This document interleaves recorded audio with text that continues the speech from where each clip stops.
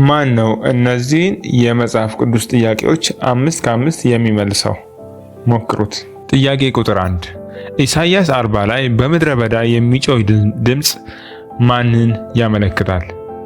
ሀ ዳዊት፣ ለ መጥምቁ ዮሐንስ፣ ሐመርኋ ጴጥሮስ፣ መ ኤልያስ። ጥያቄ ቁጥር 2 የመንፈስ ሰይፍ ምንድን ነው? ሀ እምነት፣ ለ ጸሎት፣ ሐመርኋ የእግዚአብሔር ቃል፣ መ ፍቅር። ጥያቄ ቁጥር 3 እግዚአብሔር በክርስቶስ ምን አይነት በረከት ባረከን? ሀ ምድራዊ፣ ለ ስጋዊ፣ ሐመርኋ መንፈሳዊ፣ መ ጊዜያዊ።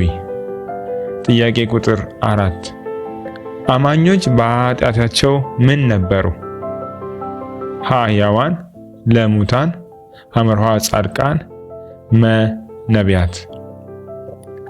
ጥያቄ ቁጥር 5 ፍጹም ዳሽ ፍርሃትን አውጥቶ ይጥላል።